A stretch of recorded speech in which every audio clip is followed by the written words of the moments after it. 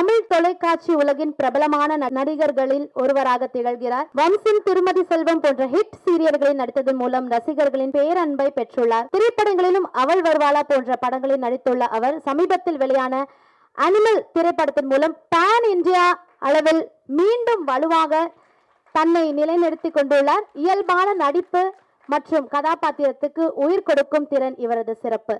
திரு Prithviraj Alice Bablu அவர்களை அன்புடன் மேடைக்கு அழைக்கிறோம். கைத்தட்டல் பார்த்தா அது இன்னும் கொஞ்சம் வளமா. நன்றி. எல்லாருக்கும் வணக்கம். அனு மேம் வந்து நிறைய பேசி தேங்க் பண்ணி அப்படியே ஒரு காத்தோரமாக ஒரு விஷயம் சொல்லிட்டு போயிட்டாங்க. டின்னர் இஸ் ரெடி அப்படின்ட்டாங்க. எல்லாரும் டேய் முடிங்கடா டேய் இப்படி காத்துட்டாங்க. முடிச்சு போங்க சாப்பாடு வெயிட்டுங்க.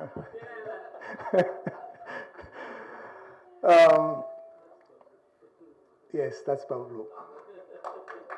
நான் வந்து 50 வருஷமா சினிமாவில் போராடம் சினிமாவில் இருந்திருக்கேன். பட் இன்னைக்கு நான் வந்து என்னை இன்ட்ரடியூஸ் பண்ணும்போது பேன் இந்தியா ஆர்டிஸ்ட் அப்படிங்கிறாங்க. இன்னும் ஒரு 6 மாசத்துல பேன் இந்தியாவில் பேன் வேர்ல்டு ஆர்டிஸ்ட்னு சொல்லுவாங்க. ஏன்னா நான் பண்ணுற 2 படம் வந்து 365 லாங்குவேஜில் வந்து ரிலீஸ் பண்ண போகிறாங்க.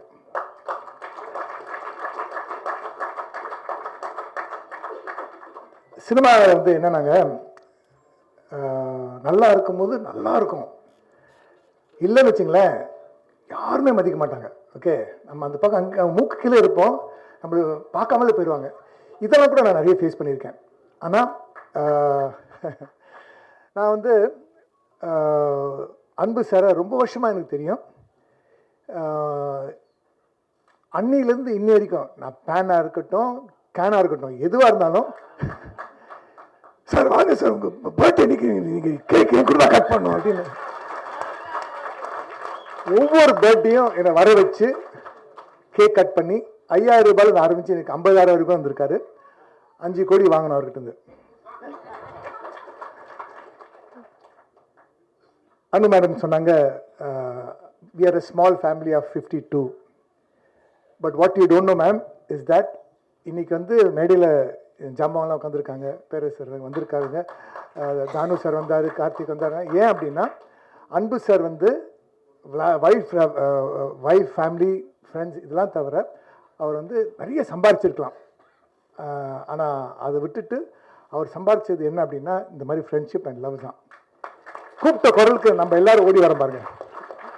இண்டஸ்ட்ரியில் யார் கூப்பிட்டாலும் it can be the Ilaiyaraaja family ஒரு ஏஆர் ரஹ்மான் ஃபேமிலி ஒரு டைரக்டர்ஸ். அன்பு சார் வந்து அன்பு அப்படிங்கிற பேர் வச்சதுனால என்னமோ தெரியல, ஹி இஸ் 24 கேரட் அன்பு.